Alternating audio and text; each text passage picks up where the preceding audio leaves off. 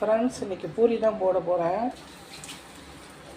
அன்றைக்கி ஏற்கனவே puri video upload பண்ணியிருக்கேன். இன்றைக்கி பூரிக்கு சைட் டிஷ் வேறு, தக்காளி தொக்கு பண்ணல. சும்மா அப்படி பாருங்க, அப்படி லைட்டாக அமுக்கிட்டே இருந்தாலே நல்லா ஊதி வரும். இதில் எந்த ஆப்போசோட எதுவுமே நான் போடல. மாவு அரைக்கும் போது கொஞ்சம் பொட்டுக்கடலை போடணும், அவ்வளோதான். தக்காளி தொக்கு ரெடி ஆகிடுச்சு. வெறும் வெங்காயம் தக்காளி தனி மிளகாத்தூள் தான் போட்டிருக்கேன், வேறு ஒன்றுமே இல்லை. வெறும் வெங்காயம் தக்காளி குட்டீஸாக கட் பண்ணி போட்டிருக்கேன். இப்போ இறக்க போகிறோம். இது கொஞ்சம் கொத்தமல்லி போட்டு இறக்கிக்கலாம்.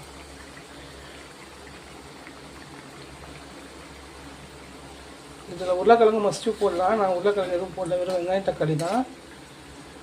இதில் லாஸ்ட்டாக முட்டை கூட நம்ம உடச்சி ஊற்றி கூட இறக்கலாம். நீங்கள் நான் தனியாக வெறும் தக்கு மட்டும், தக்காளி தொக்கு மட்டும் தான் வச்சுருக்கேன்.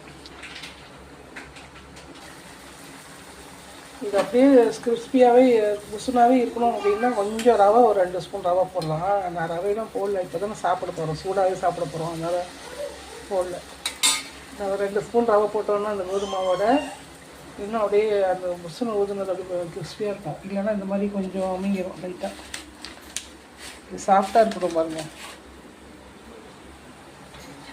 போன வீடியோவில் உங்களுக்கு சொல்லியிருப்பேன், 1 கிலோ மாவுக்கு சும்மா ஒரு 50 பொட்டுக்கடலை போட்டிங்கன்னா போதும். அரைக்கும் போது டேஸ்ட்டும் நல்லாயிருக்கும், நல்லா சாஃப்டாக இருக்கும். ரொம்ப நேரம் ஆனாலும் அது சாஃப்டாகவே இருக்கும்.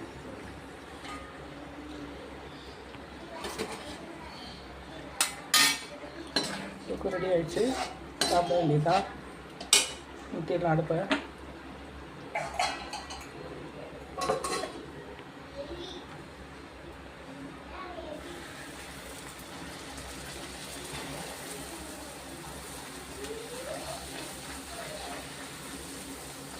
ஒரு கையிலே வீடியோ எடுத்துகிட்டு போகிறது கொஞ்சம் சிரமமாக இருக்குது. இப்போ இப்படி எண்ணெய் எப்படி எடுத்து விட்டாலும் இன்னும் நல்லா வரும்.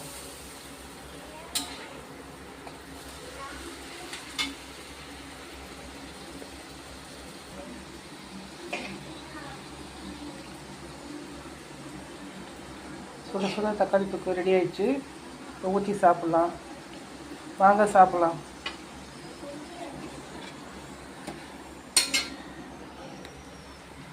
ஒன்று கூட அமைங்க வரல பாருங்கள், எல்லாமே நல்லா ஊதி தான் வந்திருக்கு. இந்த மாதிரி ஒரு வாட்டி ட்ரை பண்ணி பாருங்கள், சாப்பிடும் நல்லா சூப்பராக இருக்கும். வீடியோ பிடிச்சா லைக் பண்ணுங்கள், ஷேர் பண்ணுங்கள், சப்ஸ்கிரைப் பண்ணுங்கள் ஃப்ரெண்ட்ஸ்.